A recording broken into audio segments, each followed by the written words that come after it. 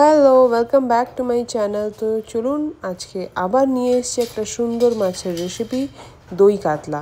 তো প্রথমে মাছটা ধুয়ে নুন, একটু হলুদ আর কিছুটা রিফাইন তেল দিয়ে ভালো করে ম্যারিনেট করে নিতে হবে।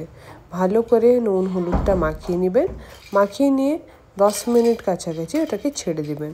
তারপর ফ্রাইং প্যান বসিয়ে সাদা তেল দিয়ে দিতে হবে। রিফাইন তেল ইউজ করতে হবে, সর্ষে তেল ইউজ করবেন না, কেন সর্ষে তেলের একটা আলাদা গন্ধ থেকে যাবে দই কাতলাতে, তো যে জিনিসটা ভাল লাগে না। তাই জন্য আমি সাদা তেল ইউজ করেছি, রিফাইন তেল।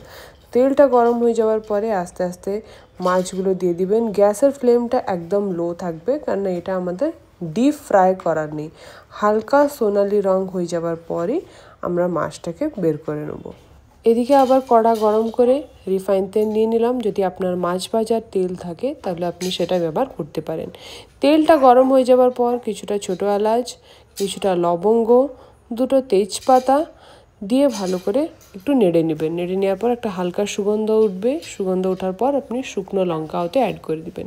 তারপর আমি বড় সাইজের 3টে পেঁয়াজ গ্রাইন্ড করে আলাদা করে রেখেছি, আর রসুন, আদা, কাঁচা লঙ্কা এই বাটাটা আপনি আলাদা করে রাখবেন। তো আমি আগে পেঁয়াজ বাটাটা দিয়ে কিছু সময় নাড়লাম।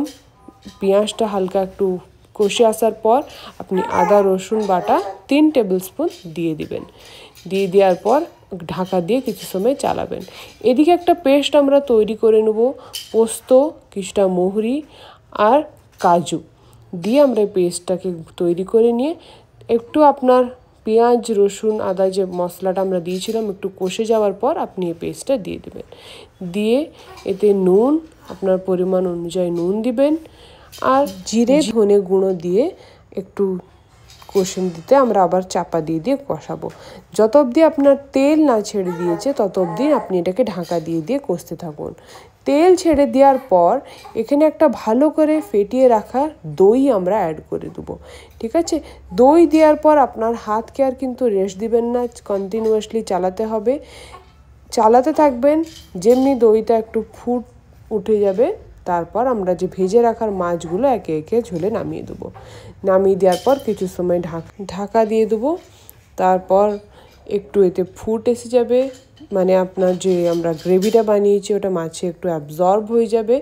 তারপর ঢাকা খুলতেই আপনার দই কাতলা রেডি। তো এখানে দেখুন কি সুন্দরভাবে আমাদের ফুটছে।